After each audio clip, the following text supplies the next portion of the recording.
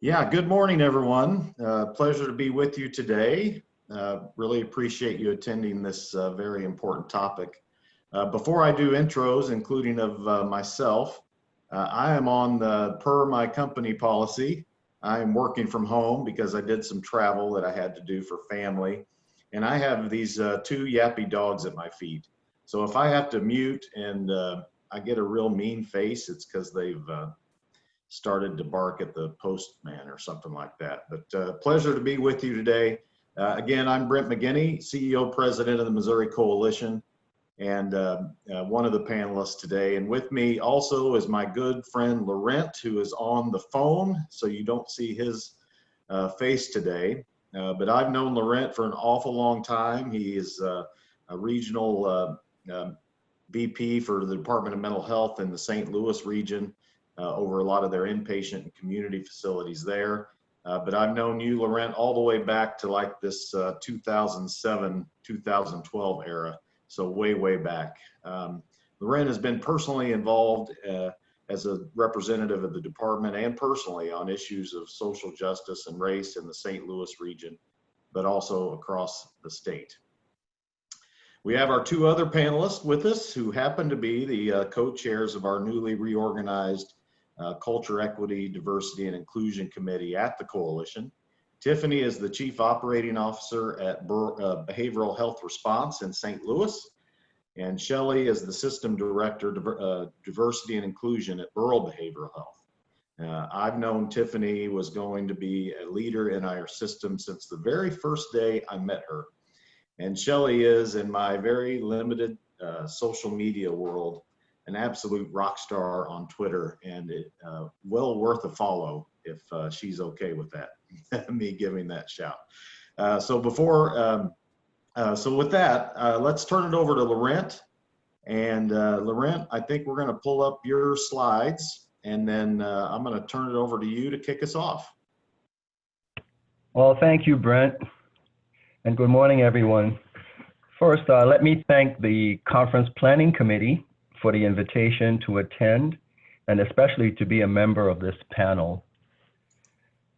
Shortly after the May 25th death of George Floyd, DMH Director Mark Stringer reached out to me and recalled the work the Resilience Coalition had done in St. Louis following the shooting death of Michael Brown in August of 2014. He then proceeded to volunteer me to lead a statewide effort to assess the state of mental health equity and develop a plan of action to enhance equity in our system. I, of course, gladly obliged and thanked Mark for the opportunity. So really Mark's charge was, he asked us to assess the current state of the mental health system and look for opportunities to enhance our system. And we decided the way to go about this was to create the Mental Health Equity and Inclusion Alliance. And that alliance is comprised of DMH employees from across the state and both divisions, as well as a number of folks from central office as well. In addition, there are at least 3 or 4 members of the coalition who are active in the alliance, including Tiffany Lacey Clark, Liddell Flowers, Mark Miller, and others. So we are delighted to have some of your members as members of the alliance as well.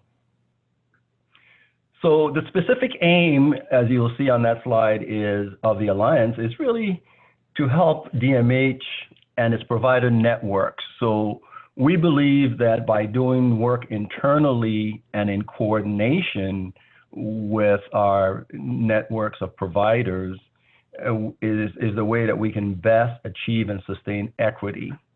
And specifically, we're looking at promoting fairness in policies, programs, hiring, but importantly, funding decisions and customer outcomes as well. So we're looking at this pretty broadly. We're excited about the work the coalition is doing, and we're going to continue to seek to align the work that's being done within DMH with the work that's being done by the coalition. So we're really aiming to advance and embed equity and inclusion practices in the entire system, not just within DMH, but in the entire system. And the final point I'll make at this juncture is to say that we seek to empower disadvantaged populations and stakeholders to have a greater voice in the way things operate in our system. So I'll stop there and respond to questions later, and hope that we'll have a really good discussion about a number of issues that fall under this heading. So I'll pause there and we'll talk some more later.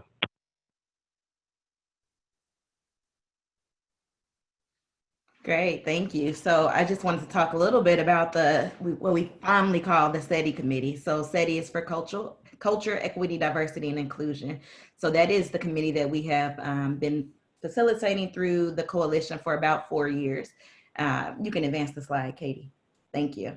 So a little bit of the history. This committee was originally started to comply with the federal guidelines for the community behavior health certification. So we wanted to be able to pull this committee together to do this work across the state and throughout our provider network to make sure that this topic wasn't dropped, because it's such an important topic that impacts not only the staff at the facilities that we partner with, but also the consumers and the clients of those services. And so this committee was formed as a response to that federal guideline, trying to move Missouri forward in a more productive way with our clinical outcomes. Part of the work of the committee was to develop a toolkit that we shared with our providers within the coalition. We've done a lot of trainings around the toolkit, some of the resources available to our partners through the federal government, through our independent organizations, trying to pull together some of those resources to make sure that people were not starting over and kind of reinventing the wheel when we started working on this topic throughout the state. And so that's been really helpful.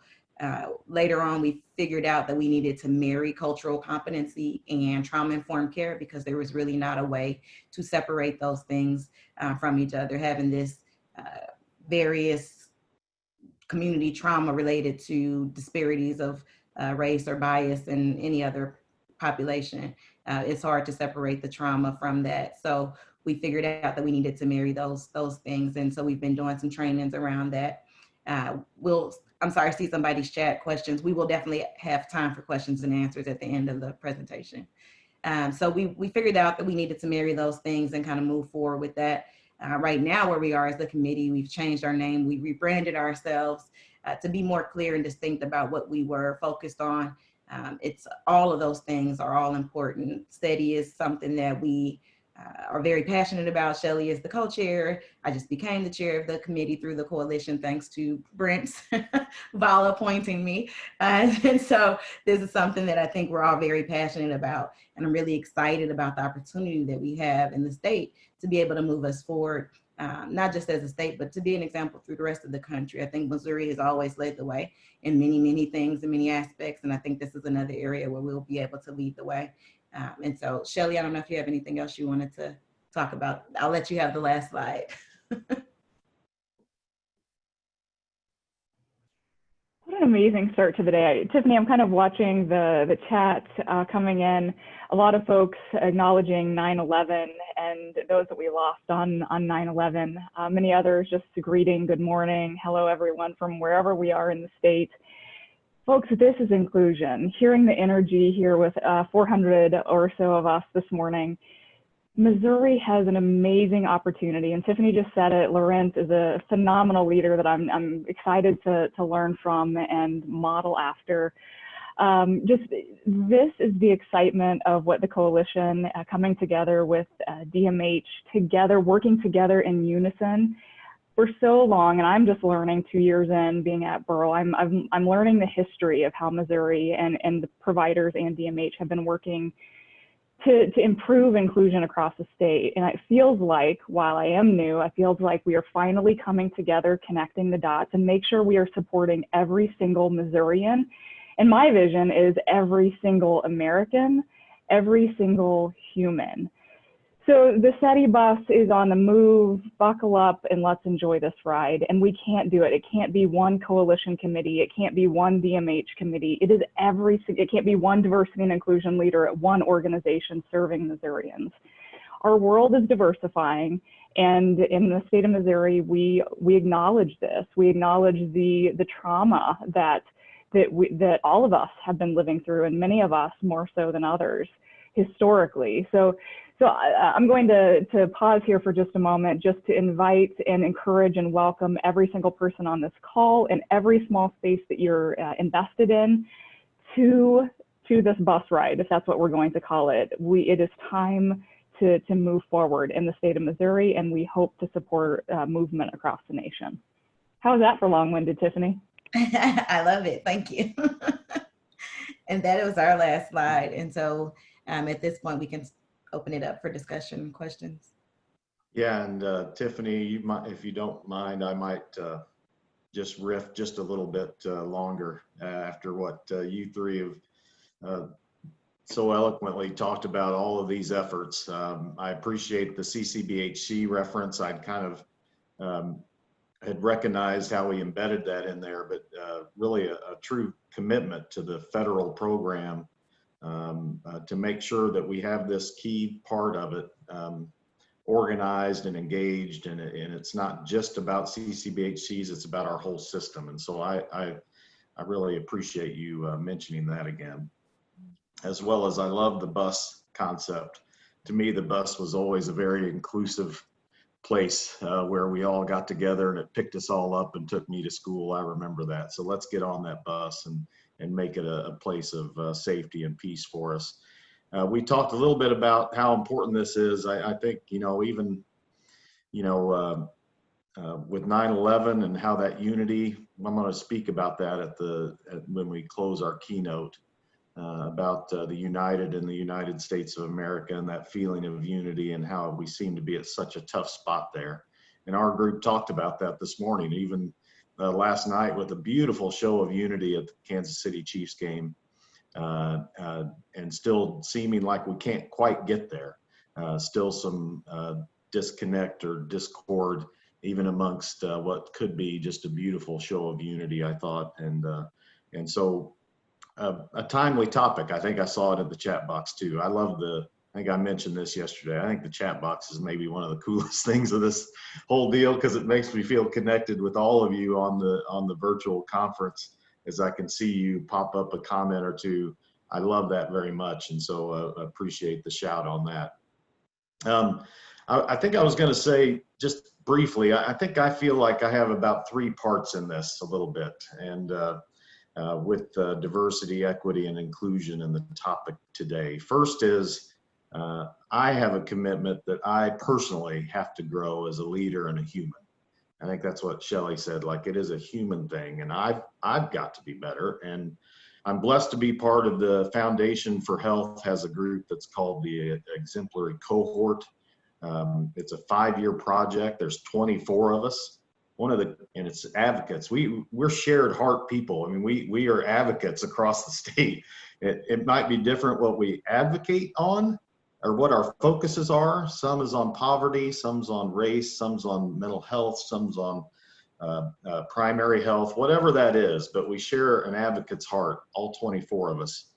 And it's a group that we've struggled on. And one of the key issues that we're dealing with is a focus on systematic racism and the barriers to health equity. And it's tough, even with advocate's heart. These are tough conversations we're having that make some people uncomfortable. And we're struggling a little bit to find safety and space to where we can have very honest conversations about things. And one of our facilitators, I don't know if you know him, Laurent in St. Louis, but DeWitt Campbell, he works at NCCJ St. Louis and is an alum of the Dismantling Racism Institute. Do you know DeWitt? Madam. Yeah, DeWitt is he's been helping us facilitate, and I've been on a personal journey with DeWitt one-on-one. We're doing a lot of email exchanges, and he's been really helpful to me to get my feelings expressed and to help me learn better about other people's life experiences. And I think it's been a really important journey for me. And so I wanted to get that out. And second, I need to make sure we're doing what we can at the coalition level. And Shelley and Tiffany and Laurent kind of touched on that. For everyone on the line, we had a strategic retreat session on this with all of our board.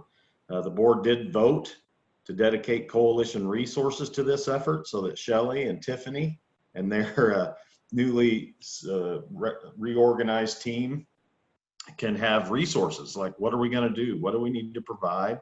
What speakers are we going to bring in? You heard Bruce Franks Jr. yesterday, right? And I thought he did just an incredible job, and is such an inspiration. And other materials that we need to bring. So that's the city committee. That bus concept, we're gonna really build on the work of Laurent and Mark Miller and Joe Yancey. And Joe said at one point during our strategic retreat, Joe Yancey, you heard at the opening, what a great speaker he is. I think, Shelley, I saw one comment that you shared that hit me too. I get the pronouns wrong. I need to learn them, but they are us and we are them, or whichever way it flipped, right? But I love that so much. I mean, he's such a great speaker. But Joe challenged us. He said, we need to get our own houses in order before we try to scold our communities or teach our communities. So we need to do some work ourselves. And I think that's an important point Joe mentioned. And so to that end, the third thing I'm saying is, and getting out to this group, I'm committed to making sure my coalition staff begins to look more like Jefferson City, the community of Jefferson City, where we work and live. And right now it doesn't. And I own that, and I need to fix that. And so we're taking some very proactive things, like working with Lincoln University, which is a great HBC here in Jefferson City, Historic Black College. And we're intentionally finding great candidates to interview that before, I'll be quite honest, with ZipRecruiter and other things, we're just missing on great candidates. And they're there. And I think that's really going to pay off for us in the very near future. So I'm really proud that we're going to take some concrete steps to address these things. And so with that, that's really kind of the short version of what I wanted to just mention today. And I also want to give a shout to our staff lead. Casey's monitoring the chat box. She's going to be the coalition staff lead, working with Shelley and Tiffany for the coalition. And Casey comes to us from the courts, where she did a lot of this work in the court systems, as well as other projects in the behavioral health space and treatment courts. And Casey's going to be an incredible resource for all of you and for our committee. And so Casey, welcome. I wanted to say that to you as well. And then turn it over to you for any of the questions or conversations, or however you can kind of guide us through this. Thank you, Casey. Thank you, Brent. Happy to be here, and I'm very excited to work with Tiffany and Shelley on the SETI committee.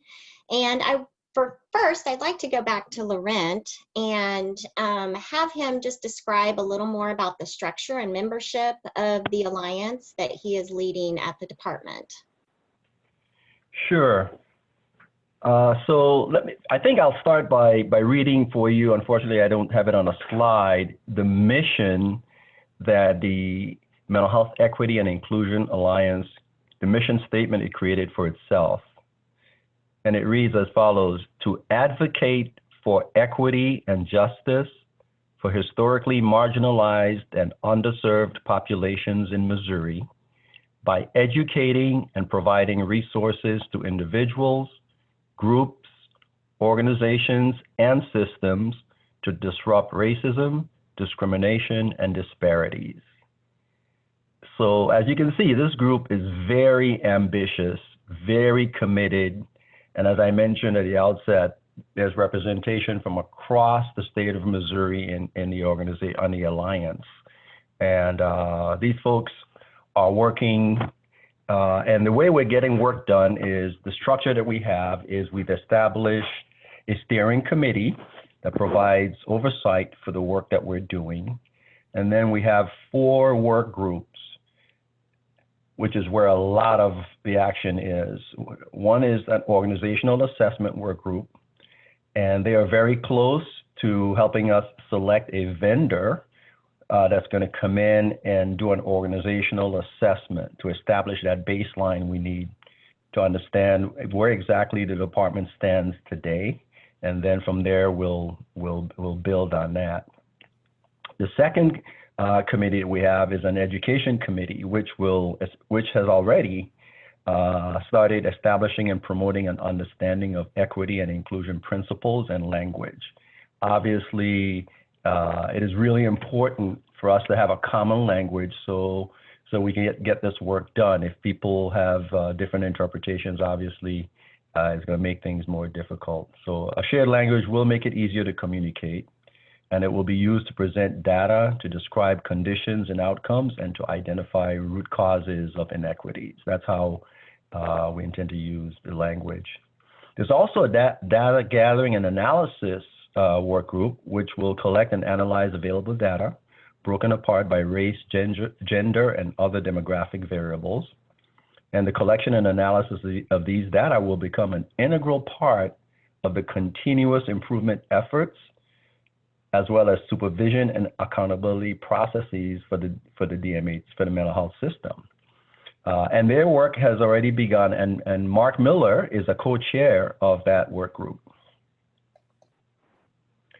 We also have a racial equity impact assessment group, which will undertake a systematic examination of how any proposed action or decision will likely affect different racial and ethnic groups. This is an important tool to reduce, eliminate, and prevent discrimination and inequities, as well as institutional racism. And to give you an example, this group has already reviewed, I think, 6 department operating regulations and has made recommendations that they're going to present to the steering committee and the alliance, and we will ultimately make those recommendations to the department to consider making changes to operating regulations. So this group has really hit the ground running and is busy. The alliance meets every other week, and the steering committee meets on the weeks when the alliance doesn't meet. So that is, in a nutshell, the structure of the organization, and we're excited about what's already happened and what's to come. Great, thank you, Laurent. And I'd kind of toss that back over to Tiffany and Shelley too, to expand a little bit more on the SETI committee, and maybe a walkthrough is one of the questions, walkthrough of the next 6 months of this process. Kind of take it from there of where you see this going. Sure. Well, I think for us, we are kind of in the same space as Laurent's Alliance, and we work very closely. As he said, we're both members of the Alliance and on different work groups. And so it's been really helpful for us to be able to process this in unity with the department, so that we are able to cast a wider net and be able to make a greater impact. I think the goal for us in the next 6 months is to be able to kind of move forward with the organizational assessment, and then to be able to utilize some of that information through the coalitions committee, and start to use that with our own providers and our own network. We're also looking at revamping our toolkit and just kind of making it a little bit fresher and more modern right now with what everything is going on. And so we want to make sure that we're addressing all of the kind of key components. Laurent mentioned data, and we know that there's data to support positive clinical outcomes for your consumers and your clients when they have people and providers that look like them and are reflective of the culture that they come from. We also want to be very intentional about moving forward with, to Brent's point about recruiting and retention for the staff within the coalition and the staff within the provider network, so that they are more reflective of the communities that they serve. And all of our organizations have a responsibility to make sure that our staff is as reflective as the community as possible, including our board of all the way up through our board of directors, I would say. I mean, and then the other point I think is to Shelley's point about the humanity of things. It is absolutely my belief that we will not eliminate any of these issues with systemic racism or bias for our own behavioral health services or anything without us first being able to understand that we're all just people. There are no separate buckets of people. We're all just people, right? All just people living life and experiencing all of the things that come with that. And so until we get to that point, I think we need to just really figure out and flesh out. We can eliminate all the issues with politics and foolishness and booze and all of that when we get down to the point of, I think Corona taught us something that our kindergarten teachers all wanted us to know, was to wash our hands, be nice to people. Like, so if we can take some of those same principles and think about it in terms of equity and inclusion and diversity, treat people the way that you want to be treated, and let's just all experience each other as humans without all the divisiveness. So I think that's the goal for our committee at this point. Shelley, you have any other points you want to share? I think the momentum I felt coming out of we just had our first meeting with Tiffany as our chair and inviting some new members into the committee to support. I saw John on here.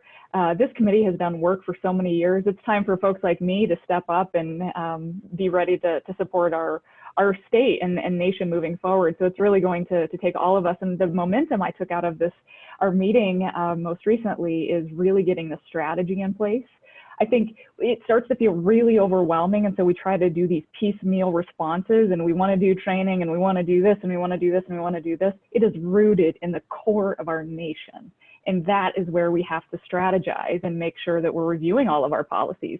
And so I could be really long-winded about that, but what I know my privilege is here at Burrell is that we have a dedicated position.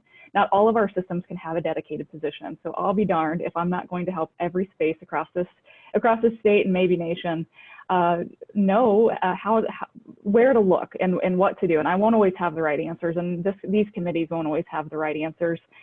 Together, though, we can find them. We can find amazing people to come in, Brent. And so there's a strategy to this, and that's the momentum I felt coming out of that meeting of let's get our charter in place, let's get our mission built together, make it effective for all of us. Let's listen to what our organizations are already doing and spaces that we need help. As a member of the Trauma Informed Care Collaborative, it stands out vividly to me. We were in Joe Yancey came to speak, and then Marcia broke us out into breakout rooms, and we had a conversation. There was an amazing human from Northeast Missouri that was so quiet. And when we invited that person into the conversation, they said this: "Oh, we're so far behind, I'm just embarrassed to even say it." That's not good enough for us as the majority culture. That's not good enough to let someone sit silently in shame or embarrassment. That is my responsibility, our responsibility as leaders to reach out and make sure that we're saying, and in that moment I said, how awesome that you're here and how can we help? You know, we've got to build the relationships to just know what people don't even have access to. So that's what I'm excited about this, about leading on the coalition and also just serving on the DMH Alliance as well. I think we have a lot of work ahead, like you said, Brent, and we're all moving in unison. It's not going to be easy, and it's awesome. I might just speak on alignment and back to my favorite chat box.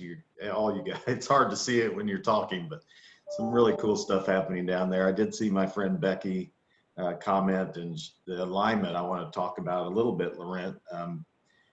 The connection of making sure that when you're promoting something, I'm promoting something, and we're getting it out and sharing those messages and how we do that. It's just really important. And I just am so blessed that we're re-energizing kind of both things and being part of each other's efforts.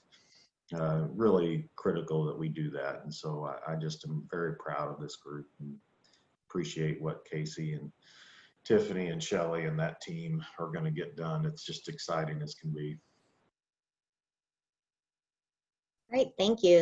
That's great information. And there's a lot of work that's been done and a lot of work that's yet to be done. And I know this group sitting in front of you right here, they're great leaders, and they're going to make sure that there's follow through on all of these important issues. We have a question about training, that they recognize that they need more training on racial trauma, and would love to see more training provided on that topic. And I know Brent and I have talked about this, and Tiffany and Shelley. Would any of you care to, Laurent, is there anything like through the department as well? Can you address any training that may be taken care of in the future? Sure. So the education work group is the group that's charged with identifying training opportunities and putting together book clubs, curricula to assist department internally, as well as organizations in the community that want and need training, we will be preparing ourselves to assist them as well. So yes, this is absolutely one of the things that we understand is going to be critical in order for us to succeed. I know, Casey, I'll mention this. One of the things we talked about as part of any effort is making sure we have CEO level buy-in. I mean, you just have to have, not everybody can maybe have a position that is focused on it like at Burl and Shelley, we all recognize that, but it's got to be something that the organization believes in and its leadership believes in. And so we're starting with some targeted resources, I think, at that level to make sure that we have, I think the trauma group, Marcia and Joe and Mark recommended some materials that we're going to get out at least to the agency level, and hopefully at that point push that down. And then as to, back to Loren's point, whatever materials we develop or speakers we want to bring in or training we want to provide under the CEDI umbrella, that's what those dedicated resources are for. And that's my commitment to make sure that as we identify those, we have opportunities for organizations to participate, probably virtually, at least for I guess a while longer. Although I just am so anxious to get back to seeing people in person. But whatever time that is, we won't wait for that. We will get things out, I think, virtually as we need to. But that's what I mentioned those resources are for, and appreciate you mentioning that we need to get that out. And that's our commitment to you. Yeah, and I think as far as the SETI committee is concerned, we're working on a resource guide and kind of a newsletter format that will go out to all of our provider networks so that you can share it within your network and outside of your network. So there'll be little videos, articles, newsletter, book suggestions, things like that. We are also in the process of revamping the toolkit, and we were doing some trainings in person back when that was a thing. And so we'll figure out how to get those trainings more virtual and get out and accessible to everybody so they can get out more quickly. And then I did see that somebody had mentioned in the chat about deaf services needing to be represented. SETI does have deaf services represented on our committee. That's part of inclusion. Inclusion is everybody's ability level, everybody's everything. So they are very well represented in everything that we do, and they have an input in the trainings and the resources that we send out as well. And Tiffany, that's funny you mentioned, I usually get these, during these events, I get these weird ideas, and then I always scare my staff by saying, hey, I'm thinking of this because someone made this really cool comment. And so, I mean, I know these other associations I've seen do these kind of monthly magazines that are kind of dated, and they've moved them all to kind of e-magazines. And I just got to thinking, you guys, even our monthly report outs of what we are doing and all those things are really good, I think, for the board to see, but then how we communicate those out to a larger audience. I think we have 462 people sitting here listening. So how do we not just wait once a year to sit here and talk to this group, but how do we really make sure that we're all sharing in what we're doing, and to feel the inspiration that we feel and to feel the momentum that we feel? And it's just got me thinking that whether it be a newsletter or maybe each committee has part of a monthly report. I know Katie, sent that to Katie, who's running the conference. She's just like, are you kidding me, Brent? Can you wait till Monday, please? But it's got us thinking around the same lines you're saying is, how do we keep sharing in a better way? And so we're on that journey together, and we'll figure it out, I'm sure. Yeah, I think so. I think that the work that was started with Mark and Joe will definitely be able to carry and push forward now in a different way. I think the social and political will right now is for us to keep this moving forward as quickly as possible. I think people are really interested. I'm really happy about the level of inquiry we've received with people wanting resources and wanting to have conversations. So that's all really, really positive. So it's just a matter of us figuring out a time and a mechanism of being able to get that information out to people. Well, that kind of goes into our next question is how do we get more involved? And two-part question, does the Alliance have a website? And so I'll let Laurent start with that about getting maybe more involved with the Alliance and how they can access more information about the Alliance. So the Alliance does not have a website at the moment, but if you go to the DMH website, you'll find some information about the Alliance. And we have a base campsite that we're using internally. And one of the things we need to do is to figure out how to give others access, particularly providers access to that information. So yeah, we'll continue to figure out how to make information more available. Great. And while I have a moment, if I may do one more thing, a couple of things. One, I want to mention that Rachel Winograd and Claire Wood of UMSL are also important members of the Alliance. So we're looking to higher education and other places as well to collaborate with us on this work. And the last thing I'd like to do, if I may, is talk a little bit. We have a number of goals that we've established for the Alliance, but two of them I think is particularly important for this group.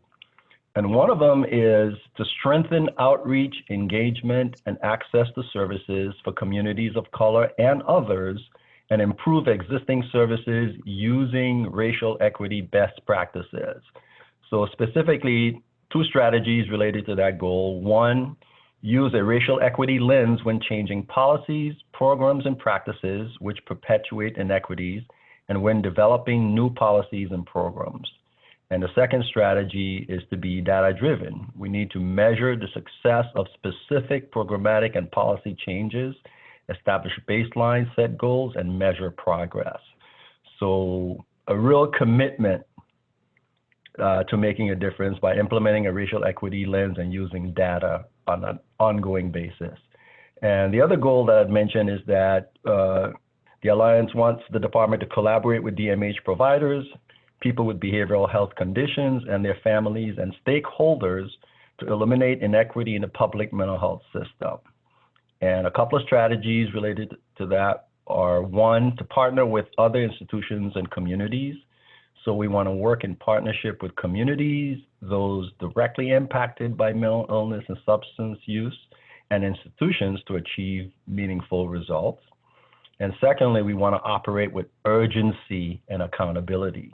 We want to build institutional accountability mechanisms with a clear plan of action for accountability.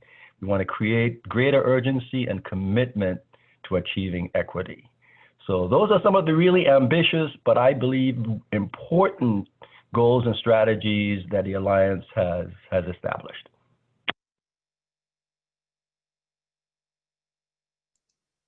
Thank you, Laurent. And Tiffany, did you want to address maybe how anyone would be who's interested would want to be involved on the SETI committee? Sure. So we also have Rachel Winograd as part of our committee as an outside resource. Anybody that wants to be involved in our committee, you can reach out to me. I can put my email information in the chat so people can have that. If you want to reach out to me, then we can talk about kind of an opportunity for you to join in and help. All hands on deck. So we will turn nobody away. We want to see those Zoom meetings grow and grow and grow where we can't even keep everyone on the same screen anymore. Great. Yeah, and I might mention, Laurent, I love your the concept of how important it is to review policy, and how I joked with this group that policy and procedure and we don't get along. But I also understand how they are protections for employees, employers, but can also have things in them that have years and years of harmful impacts, perhaps. And so how critical that is to make sure we're reviewing those and changing them, and appreciate you doing that at the department level. And I joke about not liking our long employee stuff and all that. I have a lot of fun making fun of that. But they are important, and they can have a lot of barriers put in them over the years that can be impactful and harmful. So appreciate you all looking at that. And that's an important step for all of us. Thank you, Brent. A couple of two questions that kind of go hand in hand, and I think it's an excellent point for both of these and for all of our panelists to address. First, what strategies and approaches can we utilize and or introduce that can help bring people from different points of view together so they can collaborate for positive changes? And how would you suggest we get persons served in our various organizations involved in the conversation at some point? So a couple of different things, and I want to tie that into with what Bruce was talking about yesterday.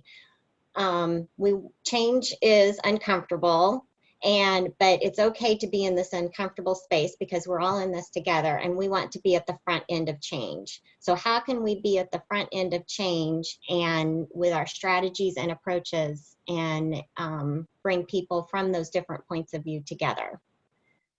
Who would like to start? Oh, that's a big one. I know. Well, if I had that answer, I mean, the world would be fixed. I think that part of it for me is just about being intentional, about having conversations with people who don't look like you, who don't come from the same background as you, just finding your commonalities with people and getting a way to, I figured that most of us have more things in common than we have different. So I used to do these little things with some of the teams that I used to work with that might not have had any overlap and work together, where I would do what we call diversity in donuts.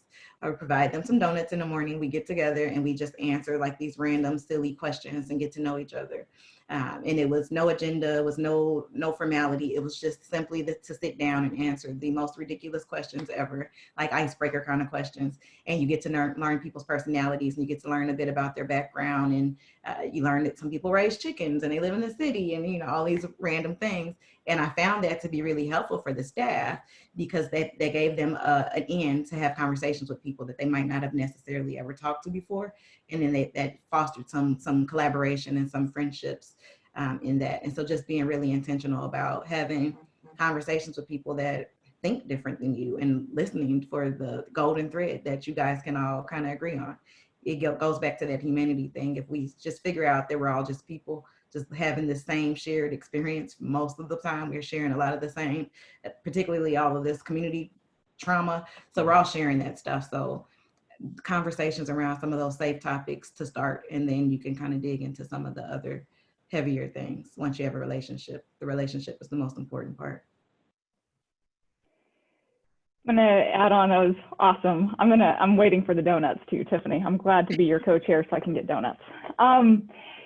Yeah, so I think it's so multifaceted because we are leaders and providers within our organizations, right? And then we are human first. So it always starts with doing our own work, like Brent mentioned earlier, like getting it right in our own homes. And so Eleanor Roosevelt's quote, "Where after all the universal human rights begin," in the small spaces so close to home that they're not seen on any map of the world, but they are the world to each and every one of us. That's not the exact quote, but I hope you get the gist there. We have to do our own work. So yes, reaching out, making new connections, check your social media outlets. Does everyone look like you, or are you following some folks who are not like you? Books that you're reading. There's been a ton of reading resources circulating as of late. We'd be happy to connect, and I know the Alliance would as well. The implicit bias tests from Harvard, Project Implicit, these are amazing spaces to start. Every training that I've done since COVID, I've actually held space for attendees to go to the website, complete one of those assessments.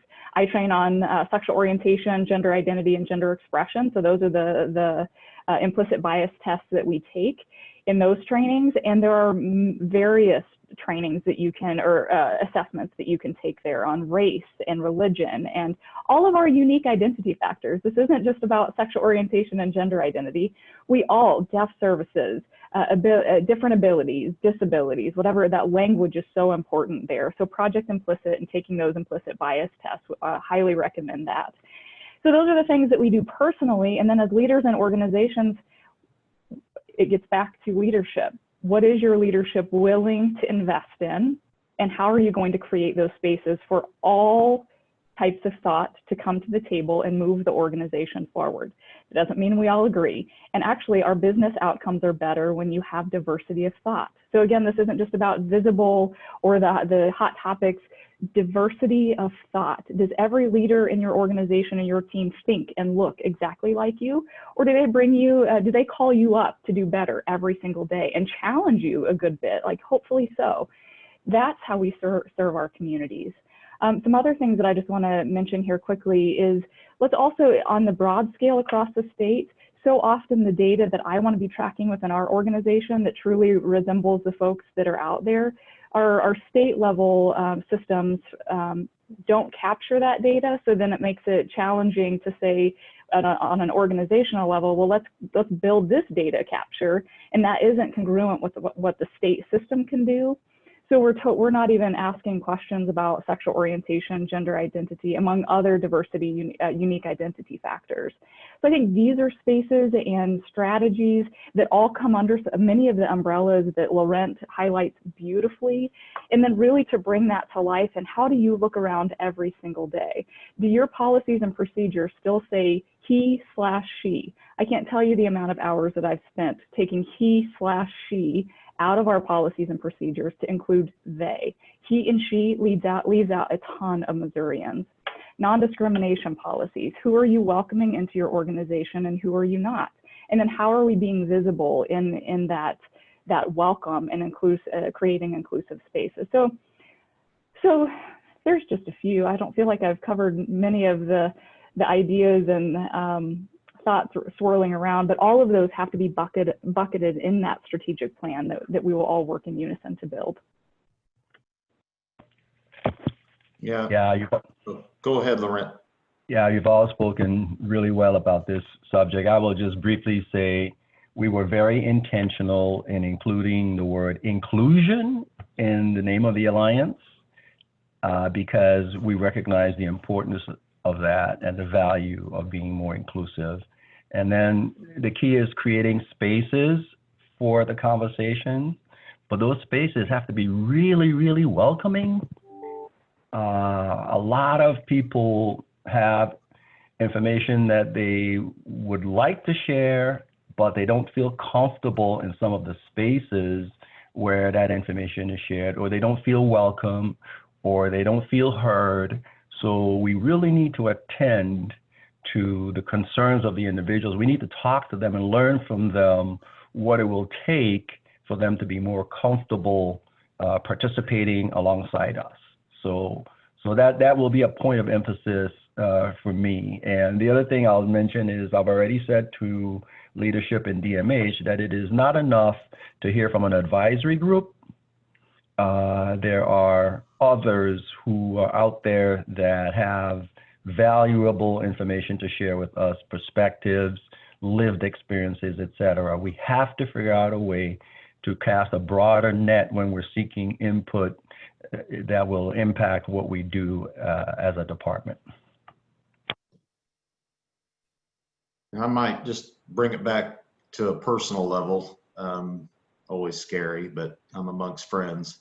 But first, let me say, Dave, I saw Dave Kingsbury down there. Appreciate you being with us, and a few challenges to make sure that we are making our stuff here as available to everyone as we can. And so always appreciate those challenges as we deal with technologies and figuring out how to make sure the folks that are in our system and attending are being as available to this as we can. So that's appreciate all those in the chat box. But personally, I'll just say this, like my journey and my hope in that cohort the week after George Floyd's death and the social unrest was starting around that, and being in a group, like I said, of advocates, of friends, of everybody united, really, of the feelings we were sharing of being so concerned by everything, and just the feelings of we were sharing that.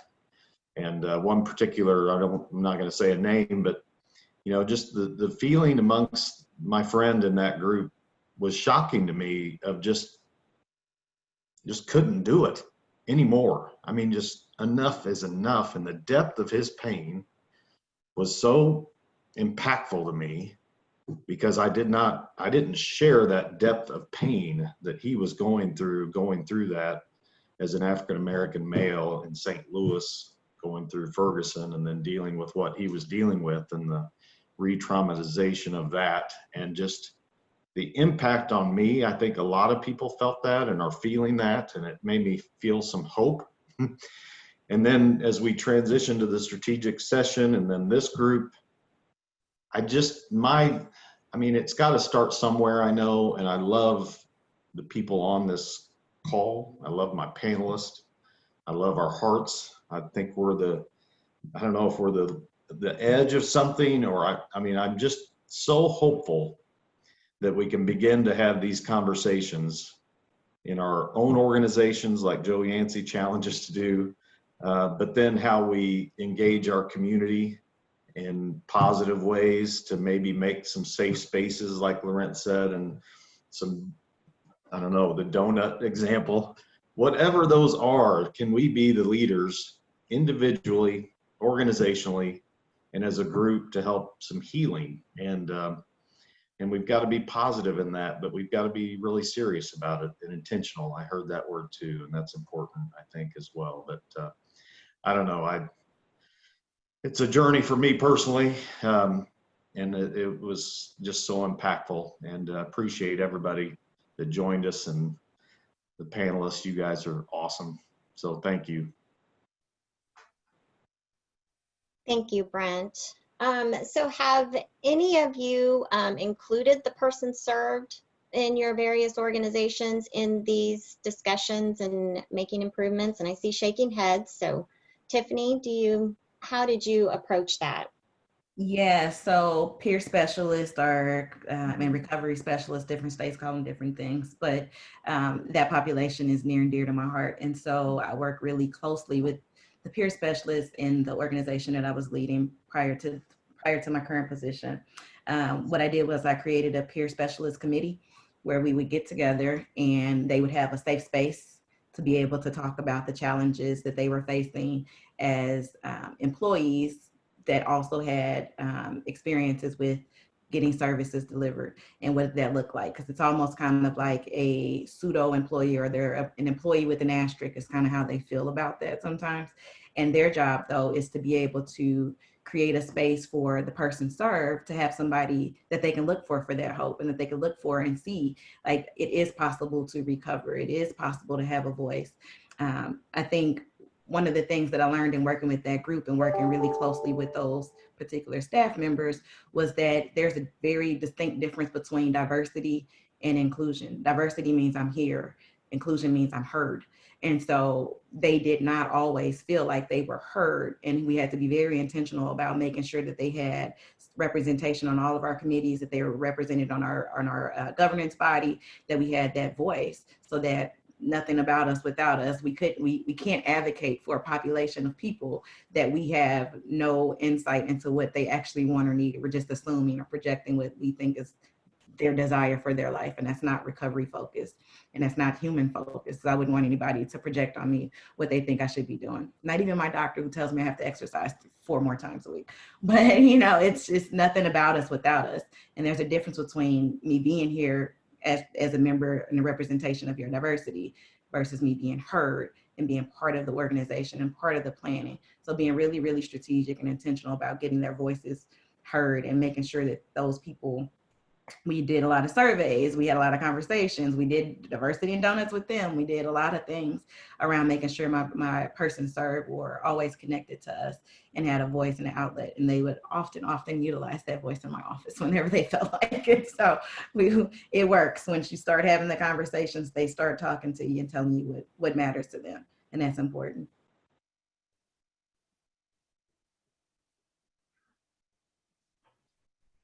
We've also done something similar. We have a client advisory board, and we've paired the Office of Diversity and Inclusion attends every client advisory board and does a report out of where we are.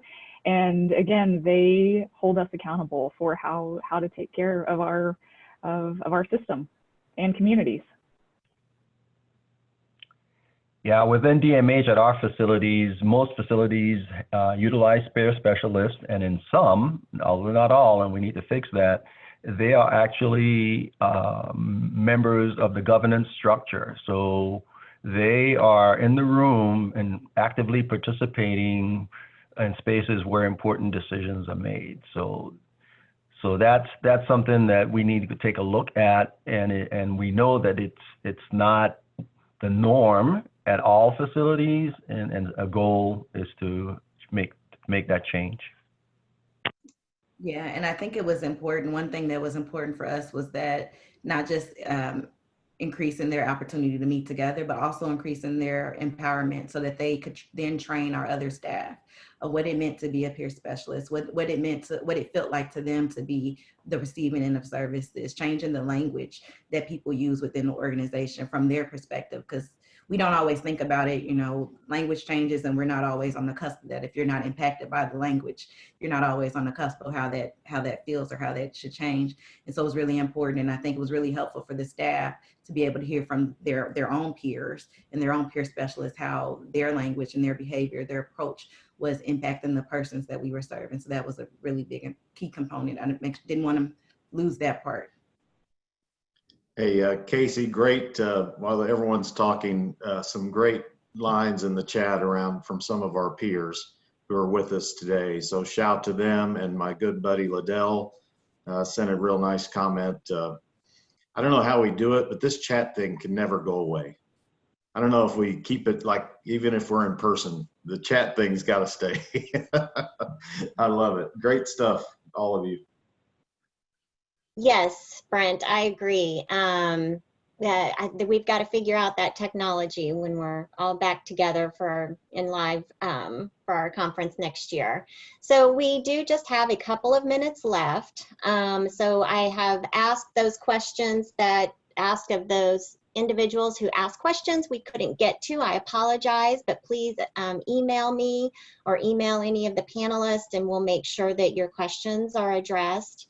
And but do any of you have any closing remarks before we leave this group of almost 500 people? What would you like them to take away today?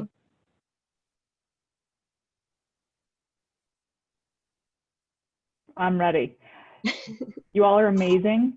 It's going to take all 460 of us plus to support each other. This is hard work. We are brain experts in behavioral health care. We know that our brains are survival brains, and if we haven't experienced something before, our brain registers that as a threat. And then we have to work together to say, okay, this is actually not a threat. It's just something that you've never done before. This isn't your cultural lived experience, and let's lean in and learn about that. There are several questions that I would love to respond to in the chat. One thing being, how are we improving access for immigrant populations? Again, I just want to end with our world and our state is diversifying.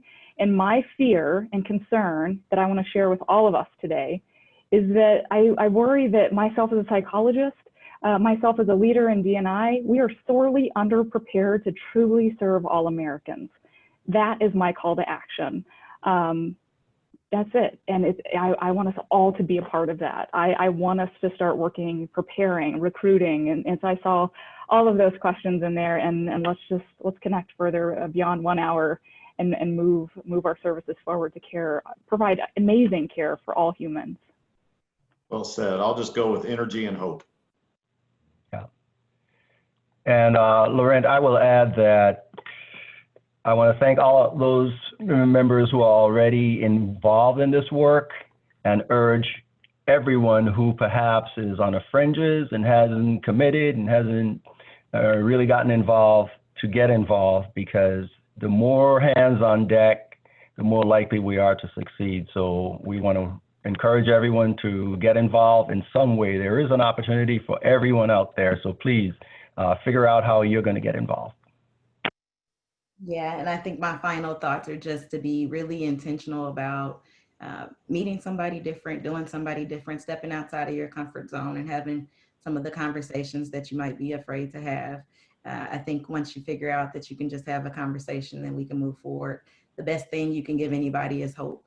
And I hope today that we were able to articulate that there is hope for us moving forward, that Missouri is the leader in many, many ways, and we will continue to be the leader in this space, and that we need all of you guys to get on the bus with us, because it's going to be a long journey, but We're ready for it.